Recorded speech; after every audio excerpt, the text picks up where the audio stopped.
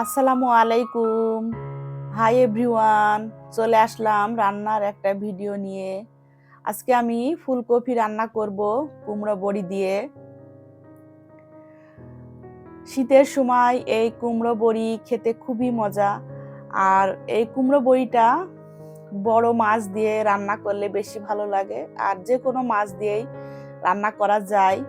আজকে আমি কুমড়ো বড়ি রান্না করব ফুলকপি, আলু, বড়ি আর ইলিশ মাছ দিয়ে। তো আমি কুমড়ো বড়িটা একটু বেশি তেল দিয়ে ভেজে নিয়েছি, আর সাথে ইলিশ মাছটাও একটু ভেজে নিব।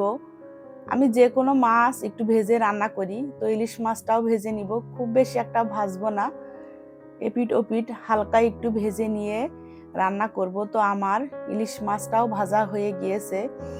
এখন আমি কড়াইয়ে পরিমাণ মতো তেল দিব, আর সাথে একটু পেঁয়াজ বাটা, একটু সরিষা বাটা দিব, আর হলুদ, মরিচ আর পরিমাণ মতো লবণ দিয়ে আমি মশলাটা সুন্দর করে কষিয়ে নিব। যেহেতু ইলিশ মাছের তরকারি আর এখানে এত বেশি মশলারও প্রয়োজন নাই, তাই অল্প মশলা দিয়ে আমি রান্নাটা করব। আর সুন্দর করে মশলাটা কষিয়ে নিয়েছি। আর এখানে আমি ফুলকপি আর আলুও কেটে নিয়েছি। মশলাটা কষানো হয়ে গেলে ওই মশলার মধ্যে আমি ফুলকপিগুলা দিয়ে দিব, দিয়ে আমি কষাতে থাকব। তো ফুলকপি কষাতে কষাতে ফুলকপি আমি এখানে কোনো পানি দিব না, যে মশলার মধ্যে যে পানি ছিল সেই পানিটা দিয়েই ফুলকপিটা একটু সময়ের জন্য কষিয়ে নিয়ে তারপরে যে বড়িটা আমি ভেজে রেখেছিলাম সেই বড়িটা দিয়ে দিব। বড়িটা দিয়ে আবার একটু কষাবো, তারপরে একটু পানি দিব, কারণ বড়িটা একটু সিদ্ধ হওয়ার দরকার আছে। বড়ি আর কফি একটু সিদ্ধর জন্য অল্প একটু পানি দিয়ে আমি ঢেকে সুন্দর করে 5 মিনিটের মতো আমি কষিয়ে নিব।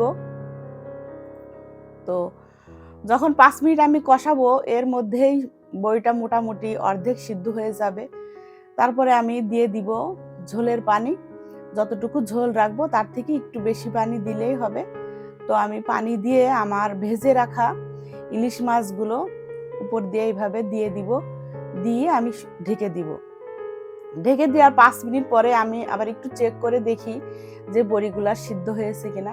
বড়িগুলো একদম পারফেক্টলি সুন্দরভাবে সিদ্ধ হয়ে গিয়েছে, আর যে পরিমাণে ঝোল রাখবো ওই পরিমাণেও চলে এসেছে। এখন একটু লবণ চেক করে দেখেই হয়ে যাবে আমার ফুলকপি, আলু আর বড়ি দিয়ে ইলিশ মাছ রান্না। খুব মজাদার এই রান্নাটা, খেতে খুবই ভালো লাগে।